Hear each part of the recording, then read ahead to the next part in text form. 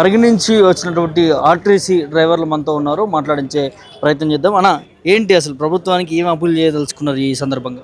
ప్రభుత్వానికి appointed day ఇస్తామని late చేసినందుకు నిరాహార దీక్షకు హనుమంతు ముదిరాజు గారు కూర్చున్నందుకు వాళ్ళకు సహకరించడానికి పరిగెట్టిపో నుంచి ఇక్కడ వచ్చింది.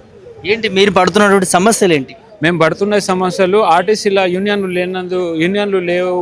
కేసీఆర్ తీసేసినప్పటి సంది శ్రమ దోపిడీ ఎక్కువైతుంది. మాకు ప్రభుత్వంలో విలీనం చేస్తే శ్రమ దోపిడీ తగ్గి మా జీతాభత్యాలు పెరిగి మేము ప్రజల్లో గర్వంగా బతుకుతాం అన్నట్లు ఒక ఆశ.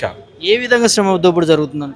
8 గంటల డ్యూటీ 14, 15, 16 డ్యూటీలు చేస్తున్నాడు డ్రైవర్ పొద్దుగాల అవుతే సాయంత్రం సీట్ మీదకి వెళ్ళి లేవానికి కూడా ఇబ్బందికరంగా పరిస్థితి. ఈ ఎండలకు ఈ మహాలక్ష్మి ఫ్రీ చేసినాక మాకు వర్క్ లోడ్ చాలా పెరిగింది. బస్సులు పెరగలేవు, ప్యాసింజర్ పెరిగినందుకు వర్క్ లోడ్ పెరిగినందుకు ఇబ్బంది చాలా అవుతుంది. బస్సుకి ఎక్కినాక కూడా మహిళలతో కొంత తోపులాట కావచ్చు, ఘర్షణ పరిస్థితులు కూడా చూస్తారు. చాలా ఘర్షణలు మీరు చూస్తున్నారు. అది ఒక కార్డు ఆంధ్రాది ఉంటుంది, ఒక కార్డు కర్ణాటకది ఉంటుంది, ఒక కార్డు ఇక్కడిది ఉంటుంది. అది తెచ్చి కండక్టర్ల మీద తెచ్చి ఇది మేము దినాం తిరుగుతున్నాం. ఎందుకు ఇవన్నీ కండక్టర్లలో కాలర్లు పట్టిన రోజులు కూడా మేము చూస్తున్నాము. అందువల్ల నా ప్రభుత్వంలో విలీనం చేసి ఆ మహాలక్ష్మి పథకానికి ఏదో ఒక కార్డు ఇస్తామన్నారు. ఆ కార్డు ఇస్తే కండక్టర్ల భద్రత ఇచ్చి ఆ కార్డు ఇస్తే మేము కొంచెం సంతోషంగా ఫీల్ అయ్యాం. విలీనం చేస్తామని రేవంత్ రెడ్డి ఒప్పుకున్నాడు కదా, మీకు హామీ ఇచ్చిండు కదా. హామీ ఇచ్చి విలీనం చేస్తే ఇది చెయ్యం. మేము విలీనం డేట్ ప్రకటించినాక మీరు ఎలక్షన్లు పెట్టినాడు. మాకు ఇంకా మేము 3 సంవత్సరాల 30 నెలలు మొత్తం కంప్లీట్ అయింది. కాంగ్రెస్ గవర్నమెంట్ వచ్చి 30 నెలల్లో ఇంకా నానవేత దూరిందంటే వీళ్ళు ఇంకా 30 నెలలు అంటే వీళ్ళు అయిపోయారు. అప్పుడు మళ్ళీ మేమేం చేయాలి? వీళ్ళు మినీ పోస్ట్లో పెట్టి మేము వచ్చిన దాడే మీకు చేస్తాము అన్నారు. 30 నెలలు ఎదురు చేసినాం. మాకు కూడా ఓపిక నశిస్తుంది. అందువలన రోడ్డు మీదకి వచ్చినాం. 30 నెలల నుంచి వెయిట్ చేసారు. ఒక 2 నెలలు ఆగితే చేస్తుందేమో ప్రభుత్వం. సమయం ఉండాలి కదా. మాకు సార్ అపాయింట్ డేట్ ఇచ్చి ఇంకా 4 నెలలు డిసెంబర్లో పెట్టమనండి, నవంబర్లో పెట్టమనండి, జనవరిలో చేసినాక ఇవన్నీ చేసుకోమనండి. అపాయింట్ డేట్ డిక్లేర్ చేయమనండి, మేము చేయడానికి రెడీ. ఎన్నికలు పెడతా ఉంటుంది మొదటగా. ఎన్నికలు పెట్టిన తర్వాత సార్ అపాయింట్ డేట్ ఇచ్చినాక ఎన్నికలు యూనియన్లు ఉండవు. యూనియన్లు అనేవి ఉండవు. ఇక మన ఎంప్లాయీస్కు ఉన్నట్ల సంఘాలు ఉంటాయి. మాకు యూనియన్ మీద నమ్మకాలు కూడా ఇప్పుడు లేవు.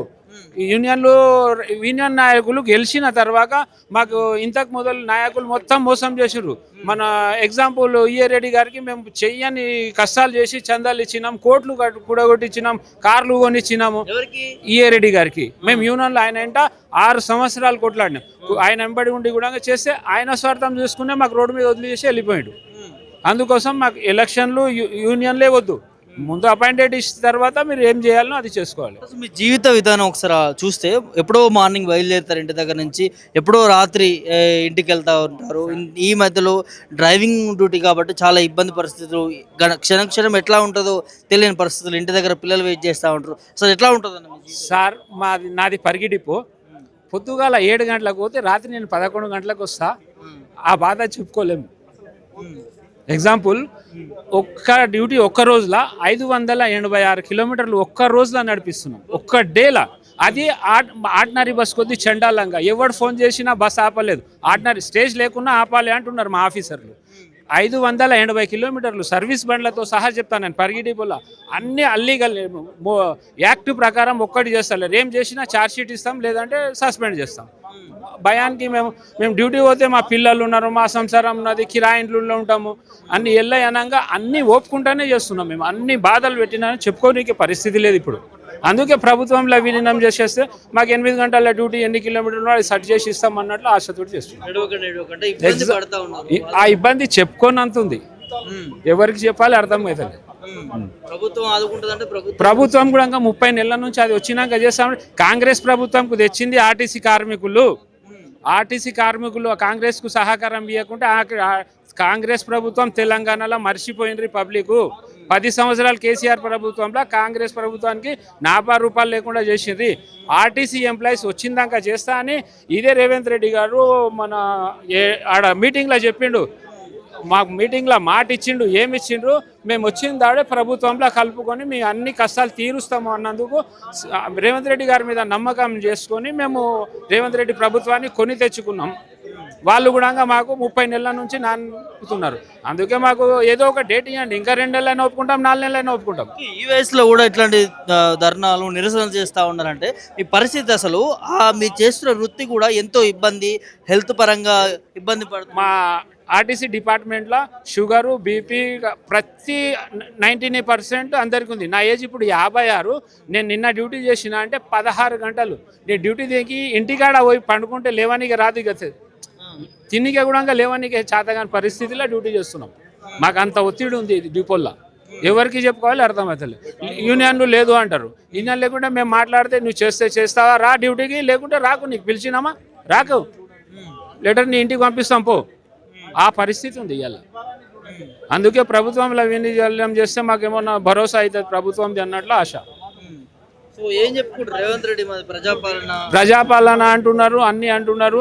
మహాలక్ష్మి వేసినప్పుడు కమిటీ వేసినరా, సన్న బియ్యం ఇచ్చేటప్పుడు కమిటీ వేసినరా, ఇప్పుడు ఆర్టీసీ వచ్చినప్పుడే కమిటీ ఎందుకు అంటున్నారు? మీకు వేసేది అప్పుడు ముఖ్యమంత్రి కాకముందు కూడా మీకు తెలుసు కదా సార్, అది కూడా తెలుసు కదా. ఇచ్చిండు మీరు ధర్నాలు చేసేటప్పుడే నేను వస్తా, మా ప్రభుత్వం వస్తే నేను వస్తా, నేను చేస్తా, మీరు రోడ్డు మీదకి రానియకుండా చేస్తా, మీ ప్రాబ్లం మొత్తం తీసేస్తా అన్నీ అన్నందుకు మేము నమ్మి చేసినాక కూడా 31 నెలలు కంప్లీట్ అయినాక కూడా మా రేవంత్ రెడ్డి ప్రభుత్వము కేసీఆర్ ప్రభుత్వం అడుగుజాలనే నడుస్తుంది.